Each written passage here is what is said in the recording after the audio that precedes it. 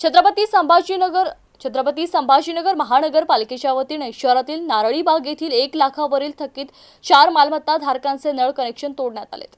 महापालिकेच्या वतीने थकीत मालमत्ता कर आणि पाणीपट्टी वसुली मोहीम सातत्याने प्रभावीपणे राबवण्यात येते। आयुक्त तथा प्रशासक जी श्रीकांत यांच्या आदेशानुसार झोननिहाय 1 लाखावरील थकीत मालमत्ता धारकांना वेळोवेळी मालमत्ता कर भरण्याकरिता आवाहन करण्यात आले। तरी सुद्धा मोठ्या संख्येने मालमत्ता धारकांची अद्यापही आपल्याकडील 1 लाखावरील थकीत मालमत्ता कराचा भरणा केला नसल्यामुळे आयुक्त यांच्या आदेशानुसार आणि उपायुक्त अपर्णा थेटे यांच्या मार्गदर्शनाखाली आता अशा मालमत्ता धारकांचे नळ कनेक्शन खंडित करण्यात येणार आहेत। आज झोन क्रमांक 1 अंतर्गत वॉर्ड नंबर 52 नारळीबाग येथे सहाय्यक आयुक्त संजय सुरडकर यांच्या मार्गदर्शनाखाली 1 लाखावरील 4 थकबाकीदारांचे नळ खंडित करण्यात आले आणि यापुढे ही सदर कारवाई अशी सुरू राहणार असून मालमत्ता धारकांनी थकीत मालमत्ता कर भरून प्रशासनास सहकार्य करावे असे आवाहन करण्यात येत आहे।